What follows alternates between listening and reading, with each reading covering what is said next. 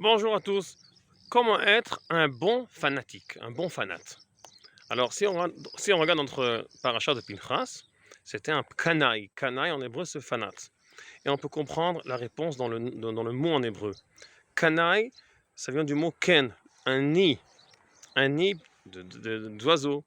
Et nous sommes, si vous voulez, un nid pour toute la richesse qui se passe, qui passe à travers nous, les choses qui doivent pousser de nous-mêmes. Alors nous, simplement, on est un nid qui recevait la richesse et il a fait pousser.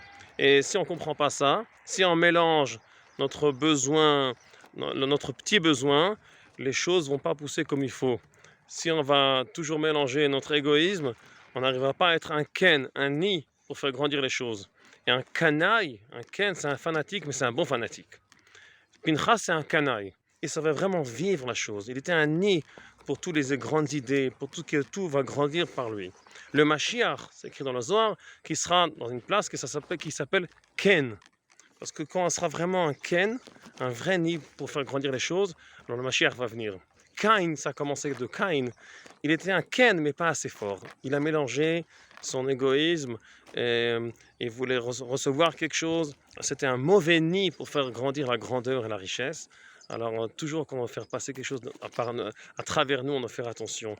Pour faire grandir les choses, on ne doit pas mélanger notre égoïsme. Il faut laisser les choses passer par nous et comme ça, on arrivera à être des bons fanatiques. Shabbat shalom.